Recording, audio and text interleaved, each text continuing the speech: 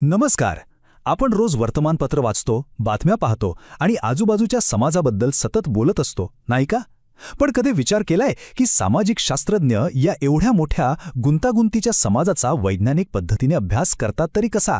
चला तर मग आज आपण त्यांच्या या कामामागचं रहस्य उलगडूया. तर सगळ्यात मोठा प्रश्न हा आहे, मानवी भावना, संस्कृती आणि नात्यांनी भरलेल्या या समाजाचं मोजमाप करणं खरंच शक्य आहे का? हाच तो मूलभूत प्रश्न आहे जो समाजशास्त्रज्ञांना नेहमी विचारला जातो, आणि याच प्रश्नाचं उत्तर आपण आज शोधणार आहोत. कोणत्याही संशोधनाची सुरुवात होते एका मोठ्या निर्णयाने. आपल्याला हवी असलेली माहिती मिळवायची कुठून? आणि हा निर्णय म्हणजे संशोधनाच्या प्रवासातला एक महत्त्वाचा टप्पा आहे, जो संपूर्ण संशोधनाचा पाया रचतो. प्राथमिक डेटा म्हणजे काय? तर ही आहे थेट स्रोताकडून मिळवलेली अगदी ताजी माहिती. कल्पना करा की एखादा शेफ स्वतः बाजारात जातो आणि आपल्या डिशसाठी ताज्या भाज्या निवडतो. अगदी तसंच संशोधक स्वतः सर्वेक्षण किंवा प्रयोग करून ही माहिती गोळा करतो. म्हणजे ती पूर्णपणे नवी आणि त्यांच्या नियंत्रणात असते. आणि याच्या अगदी उलट आहे दुय्यम डेटा, म्हणजे आधीपासूनच उपलब्ध असलेलं साहित्य वापरणं. आता आपला तोच शेफ बाजारात न जाता आधीच पॅक केलेले तयार पदार्थ वापरतोय. यात वेळ आणि खर्च नक्कीच वाचतो, कारण डेटा गोळा करण्याची मेहनत आधीच दुसऱ्या कोणीतरी घेतलेली असते. आता इथे बघा, या चित्रात दोन्हीतला फरक एकदम स्पष्ट दिसतोय. डावीकडे प्राथमिक डेटा संशोधकाला पूर्ण स्वातंत्र्य देतो, तो स्वतःच्या गरजेनुसार माहिती तयार करू शकतो. तर उजवीकडे दुय्यम डेटा म्हणजे इतिहासाच्या खिडकीतून डोकावण्यासारखा आहे, ज्यामुळे भूतकाळात काय घडलं याचा अभ्यास करता येतो. ही स्लाईड म्हणजे माहितीचा एक भला मोठा नकाशाच आहे असं समजा. यावरून कल्पना येते की संशोधकासमोर माहितीचा किती प्रचंड आणि गुंतागुंतीचा साठा उपलब्ध आहे. अगदी कंपनीच्या अंतर्गत नोंदीपासून ते सरकारी आकडेवारी आणि इंटरनेटवरच्या माहितीपर्यंत.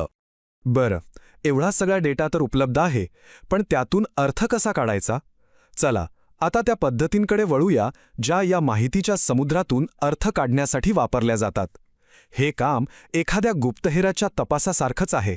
तर मग या प्रचंड माहितीमधून अर्थपूर्ण काहीतरी कसं शोधायचं? यासाठी समाजशास्त्रज्ञांकडे दोन प्रमुख साधने आहेत.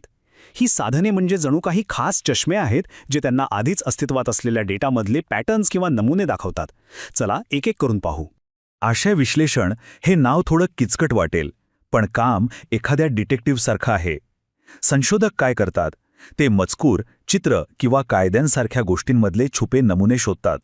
समजा गेल्या 20 वर्षांतल्या सिनेमांमध्ये स्त्रियांची पात्र कशी बदलली आहेत हे त्यांना तपासायचं असेल, तर ते फक्त संवाद मोजत नाहीत, तर त्यामागे दडलेला दृष्टिकोन आणि अर्थही समजून घेतात. आता हे आहे मेटा ॲनालिसिस. याला आपण सर्वेक्षणांचं सर्वेक्षण असंही म्हणू शकतो.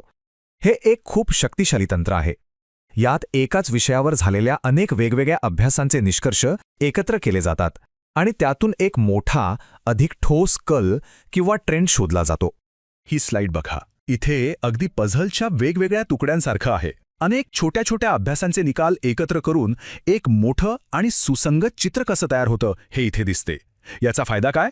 तर कोणत्याही एका अभ्यासातल्या त्रुटींचा प्रभाव कमी होतो आणि अंतिम निष्कर्षाला जास्त बळकटी मिळते. ठीक आहे, सगळं छान आहे. डेटा मिळाला, त्याचं विश्लेषणही झालं, पण आपण या माहितीवर आणि विश्लेषणावर डोळे झाकून विश्वास ठेवू शकतो का? नाही. आणि म्हणूनच आता आपण येतोय संशोधनाच्या सगळ्यात महत्त्वाच्या टप्प्याकडे, गुणवत्ता तपासणी. यासाठी एक खूप हुशारीची पद्धत वापरली जाते, जिला त्रिकोणीकरण म्हणतात. ही संकल्पना मुळात जमीन मोजणीतून आली आहे. यात काय होतं तर सामाजिक सत्याबद्दल अधिक अचूक अंदाज मिळवण्यासाठी संशोधक एकाच वेळी अनेक स्रोतांचा किंवा पद्धतींचा वापर करून निष्कर्षांची पडताळणी करतात. आणि हे मजेदार चित्र तर एकदम परफेक्ट आहे. आपणही करतो ना असं. एखाद्या अनोळखी ठिकाणी पोहोचण्यासाठी आपण फक्त एका मॅपवर अवलंबून राहत नाही, तर 2-3 मॅप्स तपासून पाहतो. संशोधकही अगदी तसंच करतात, पण अचूक निष्कर्ष मिळवण्यासाठी. कोणत्याही चांगल्या संशोधनाचे हे 2 आधारस्तंभ आहेत, विश्वसनीयता आणि वैधता. चला सोप्प करून सांगतो. विश्वसनीयता म्हणजे काय? तर तुम्ही निशाण्यावर प्रत्येक वेळी एकाच ठिकाणी बाण मारता का? आणि वैधता म्हणजे काय? तर तुम्ही बरोबर निशाण्याच्या मध्यभागी बाण मारता का? एक म्हणजे सातत्य आणि दुसरं म्हणजे अचूकता. या दोघांमधला संबंध समजून घेण्यासाठी वजन काट्याचं उदाहरण घेऊया. समजा एक काटा आहे जो प्रत्येक वेळी तुमचं वजन 5 किलो जास्त दाखवतो. तर तो विश्वसनीय आहे, कारण तो प्रत्येक वेळी तेच दाखवतोय, म्हणजे तो सातत्यपूर्ण आहे. पण तो वैध नाहीये, कारण तो अचूक नाहीये. यावरून एक महत्त्वाचा मुद्दा स्पष्ट होतो. एक वैध मापन नेहमी विश्वसनीय असतं, पण विश्वसनीय मापन नेहमीच वैध असेल असं नाही. आता आपण येतोय संशोधनाच्या अंतिम ध्येयाकडे.